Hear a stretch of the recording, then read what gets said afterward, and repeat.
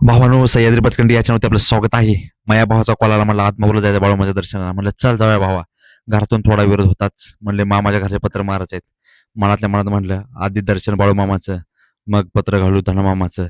80 टाकून कोल्हापूर रस्ता दसता आणि सरळ थेट आत्मापुरात पोहोचलो. हे ट्रॅफिक जॅम, ए देखोगी पहिले मैं आगे जाऊंगा.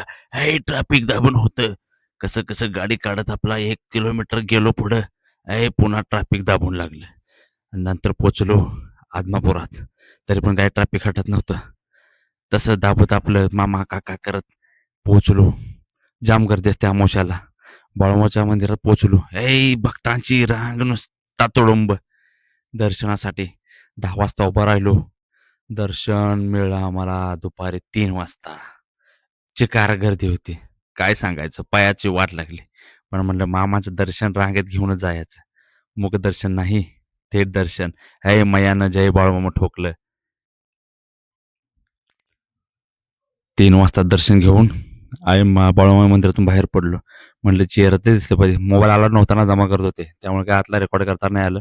त्यानंतर बाहेर आलो. बाहेरचा नजारा मस्त स्वर्गात आल्यासारखं वाटत होतं. हे आपल्या बाळूमामाचा दरबार. असं म्हणलं जातं की या दरबारात आल्यानंतर कोणी खाली हात जात नाही. या सगळ्या इच्छा पूर्ण होत नाही, तुम्ही काय बी मागचेला. तर हा आपला बाळूमामाचं मंदिर आहे पाठीमागे. मस्त दर्शन झालं.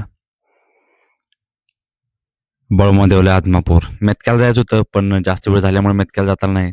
मेतक्याला संत बाळूमामा यांनी उभारलेलं एक खांब आहे.